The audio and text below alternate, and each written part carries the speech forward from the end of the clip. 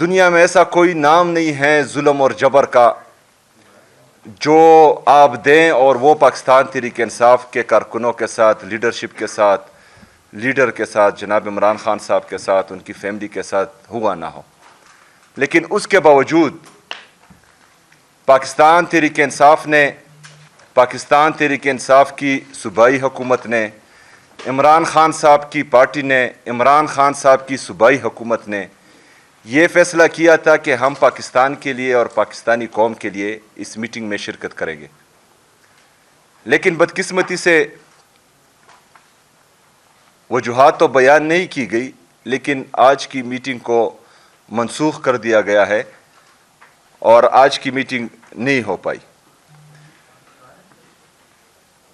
میں حیران اس بات پر ہوں کہ جب بھی کسی ملک پر کرائسس آتے ہیں تو اس ملک کا وزیر اعظم اپنی قوم کو، اپنی پارلیمان کو اعتماد میں لیتا ہے. لیکن ریجنل حالات جو چل رہے ہیں اور اس کے اثرات جو پاکستان پر پڑ رہے ہیں، ہم نے کسی کو نہیں دیکھا کہ انہوں نے قوم کے سامنے آ کر قوم سے خطاب کیا ہو، ایک جمہوری انداز اپنایا ہو، پارلیمان کو اعتماد میں لیا ہو، بلکہ بند کمروں میں فیصلے ہو رہے ہیں جس کا علم کسی کو بھی نہیں ہے. لیکن جو بھی فیصلہ ہوگا، جو بھی فیصلہ کیا جائے گا، یہ ان کے دماغ میں ہونا چاہیے کہ اس کا اثر صرف ایک خاندان پر نہیں پڑے گا، اس کا اثر صرف ایک ادارے پر نہیں پڑے گا، اس کا اثر پورے پاکستان پر پڑے گا، پورے پاکستانی قوم پر پڑے گا. تو جب ایک خاندان یا ایک ادارے پر کوئی اثر نہیں پڑے گا، پورے پاکستان اور پاکستانیوں پر اس کا اثر پڑے گا، تو پورے پاکستانی قوم نے ووٹ عمران خان صاحب کو دیا ہے. پوری پاکستانی قوم عمران خان صاحب کی پارٹی کے پیچھے کھڑی ہے. پوری قوم یہ چاہتی ہے کہ پاکستان کے فیصلے قوم کا عظیم لیڈر جناب عمران خان صاحب کریں، نہ اس کی پارٹی کو اعتماد میں لیا گیا ہے. اور ہم کسی بھی فیصلے میں نہ شریک ہیں، نہ ہی ہمیں کسی بھی فیصلے میں اعتماد میں لیا گیا ہے، اور نہ ہی ہمیں اس کی کوئی خبر ہے. اس کے ساتھ ساتھ اس سے پہلے میٹنگ میں مزمل صاحب نے شرکت کی تھی، کیونکہ میری کیبنٹ میٹنگ تھی تو میں اس میں شرکت نہیں کر سکا. اس میں کچھ فیصلے کیے گئے تھے کہ ہم نے آسٹیریٹی میئر لینے ہیں، ہم نے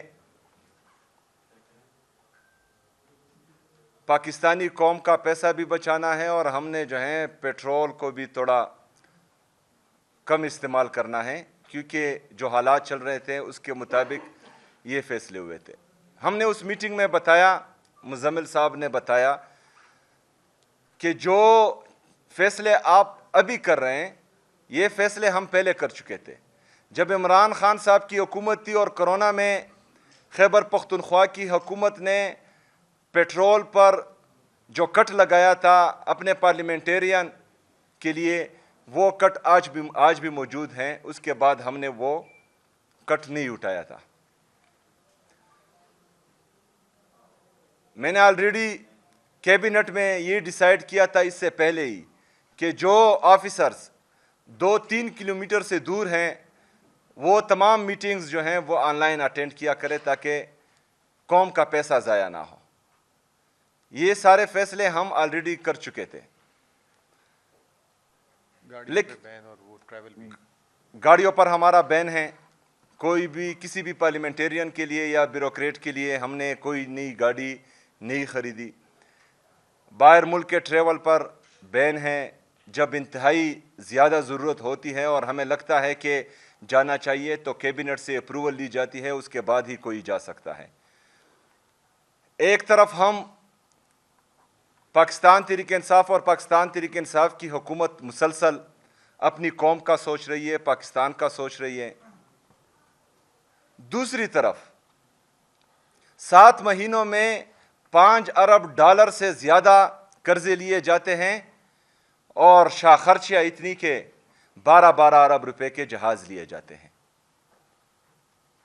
एक तरफ $5 अरब कर्जा लिया जाता है, फिर उसी कर्जे से 2 पायलट हायर किए जाते हैं जिसकी तनख्वाह $70,000 से ज़्यादा होती है, और उसको उन्हीं कर्जे की डॉलर में से तनख्वाहें दिए जाते हैं। इन्होंने अपनी खर्चियाँ कम नहीं करनी, इन्होंने कौम को एतमाद में नहीं लेना, इनके पास कोई विजन ही नहीं है, इनका कोई मंशूर ही नहीं है, ना फिक्र भी नहीं है, ना पाकिस्तान की ना पाकिस्तानी कौम की, क्योंकि इनको पता है कि 17 सीटों से हमारी हुकूमत आ जानी है। हमने जो है थोड़ा सा चेरी ब्लॉसम लगा देना है तो काम बन जाएगा। तो जब पाकिस्तान के फैसले, जमहूरियत के फैसले ऐसे होते हैं, तो फिर कोई भी पाकिस्तान और पाकिस्तानी कौम का नहीं सोचता।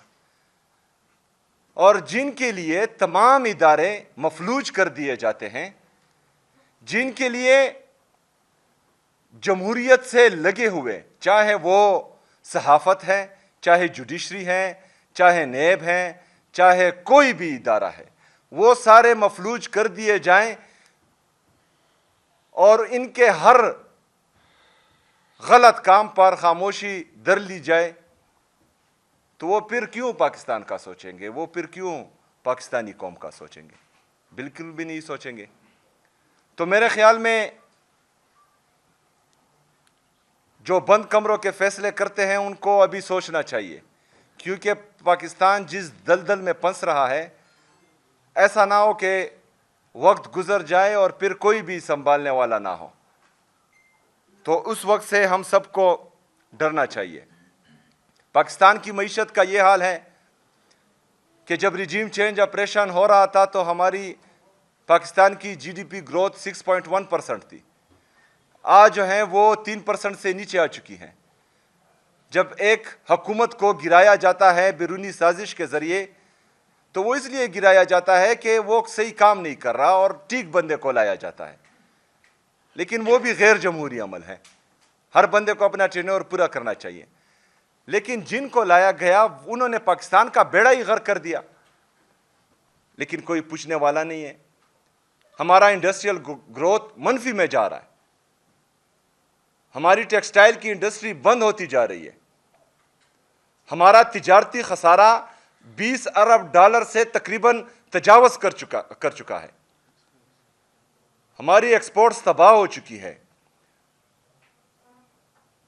हमारा नौजवान जो इस मुल्क और कौम का कीमती असासा है, वो पाकिस्तान से भागने के तरीके ढूंढ रहा है, क्योंकि यहाँ पर ना रोज़गार के मौके हैं और ना ही जो है उनको अपना मुस्तकबिल यहाँ नज़र आ रहा है। हमारा एग्रीकल्चर ग्रोथ वो भी मनफी में जा रहा है, किसान रो रहा है, किसी को किसान की फिक्र ही नहीं है। लेकिन इन सब के बावजूद इन्होंने मज़ीद पाकिस्तानियों को तबाह करना है, अपनी खर्चियाँ कम नहीं करनी। 12-12 अरब रुपए के जहाज़ खरीदने हैं, उसके लिए $70,000 हज़ार के पायलट हायर करने हैं, लेकिन बोझ किस पर डालना है? पाकिस्तानी कौम पर। 321 रुपए पेट्रोल पहुंच गया है, 321 रुपए तक। हमारे दौर में पेट्रोल फी बैरल तकरीबन 117 से $120 था, लेकिन पेट्रोल की कीमत 150 रुपए थी। आज फी बैरल तकरीबन $85 का है, लेकिन हमारी पेट्रोल की कीमत 321 रुपए तक पहुंच चुकी है। 75 सालों में पेट्रोल की कीमत 150 रुपए तक थी, लेकिन सिर्फ 3 सालों में 171 रुपए का इजाफा हुआ है। मतलब 75 साल में 150 रुपए, सिर्फ 3 सालों में 171 रुपए का इजाफा, मतलब 75 साल से भी ज्यादा। क्यों? क्योंकि इनके साथ पॉलिसी है ही नहीं, इनका मंशूर है ही नहीं, इनका जहन है ही नहीं, इनकी ये नीयत ही नहीं है कि पाकिस्तान तरक्की करे। तो ये अपनी मईशत का क्यों सोचे, ये पाकिस्तान की इंडस्ट्रियल ग्रोथ का क्यों सोचे, एग्रीकल्चर ग्रोथ का क्यों सोचे, नौजवान का क्यों सोचे, इन्फ्लेशन कम करने का क्यों सोचे? क्योंकि इनको पता है कि 17 सीटों से फिर हमने आ जाना है। जमहूरियत तो मफलूज हो चुकी है, इदारे भी मफलूज हो चुके हैं। آج ہمارا ارادہ تھا کہ ہم وہاں پر اپنا جو ہمارا NFC کا مقدمہ ہے وہ بھی ان کے سامنے رکھیں، لیکن میٹنگ نہیں ہوئی تو کل NFC کے حوالے سے جو سب کمیٹیز ہیں ان کی میٹنگ ہونے والی ہیں، تو ہم پورے پاکستانیوں کو یہ بتانا چاہتے ہیں کہ ہمارے ساتھ ایک دفعہ پھر جو ہے وہ سوتیلی ماں جیسا سلوک ہو رہا ہے، خیبر پختونخوا کے عوام کے ساتھ امتیازی سلوک ہو رہا ہے، اور ہمیں جو ہمارا ڈیو شیئر ہے NFC میں وہ نہیں دیا جا رہا۔ NFC میں ہمارا جو شیئر بنتا ہے ان 8 سالوں میں وہ تقریباً 964 ارب روپے ابھی تک بنتا ہے، لیکن جو 7th NFC ایوارڈ ہے جو 25ویں آئینی ترمیم کے بعد جب فاٹا KP میں مرج ہوا اس کے بعد وہ انکانسٹیٹیوشنل ہو گیا ہے، غیر آئینی ہو گیا ہے، کیونکہ اس میں 3.5 صوبے شامل ہیں۔ آئین میں لکھا ہے کہ NFC کا شیئر 4 صوبوں میں تقسیم ہوگا، چونکہ مرج اضلاع KP میں شامل ہو چکے ہیں اور ان کو ان کا حصہ نہیں دیا جا رہا، تو یہ 3.5 صوبوں کو دیا جا رہا ہے جو غیر آئینی ہے۔ اس کی مد میں 964 ارب روپے 8 سالوں میں پنجاب کی حکومت نے 567.9 ارب روپے خیبر پختونخوا کے اور ہمارے قبائلی اضلاع کے وہ پنجاب لے کے گیا ہے۔ سندھ 278.1 ارب روپے لے کے گیا ہے جو ہمارے قبائلی اضلاع اور خیبر پختونخوا کا حق تھا۔ بلوچستان 118.1 بلین 118.1 ارب روپے لے کے گیا ہے جو خیبر پختونخوا کا حق تھا، جو ہمارے قبائلی اضلاع کا حق تھا۔ یہ غیر آئینی کام مسلسل 8 سالوں سے ہوتا آ رہا ہے۔ ہماری بار بار آواز اٹھانے کے باوجود ہماری سنوائی نہیں ہو رہی۔ وفاقی حکومت کے ساتھ، وفاقی نمائندوں کے ساتھ ہماری 4-5 میٹنگز جو ہوئی ہیں میرے یا میرے بغیر، ان سب میں ہم نے یہ بات کی ہے، یہ آواز اٹھائی ہے، لیکن اس کے باوجود بھی ٹس سے مس نہیں ہوا کوئی۔ آج ہم ایک دفعہ پھر مطالبہ کرتے ہیں کہ اس 7th NFC ایوارڈ کو اپڈیٹ کیا جائے، اس کو کانسٹیٹیوشنل کر دیا جائے، تاکہ جو حق لاہور میں بسنے والے شہری کا ہے، کراچی میں بسنے والے شہری کا ہے، کوئٹہ میں بسنے والے شہری کا ہے، پشاور میں بسنے والے شہری کا ہے، وہ حق بھی قبائلی اضلاع کے قبائلیوں کے لیے بھی مختص ہو۔ تو اس میں کل میٹنگ ہے اور ہم امید کرتے ہیں کہ 8 سال جو صوبے ہمارا حق لے کے گئے ہیں اور ہمارا حق آیا ہے وہ اس میں ہمارا ساتھ دیں گے اور 7th NFC کو اپڈیٹ کریں گے اور کانسٹیٹیوشن کے مطابق کریں گے۔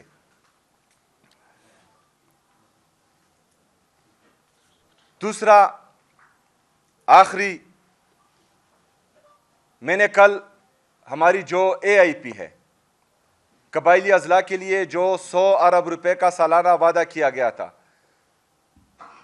ابھی تک 700 ارب روپے میں سے ہمیں صرف 132 ارب روپے ملے ہیں۔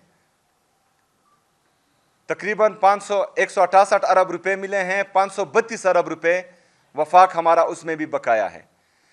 اس سال وفاق نے AIP کے مد میں ہمیں 1 روپے بھی نہیں دیا۔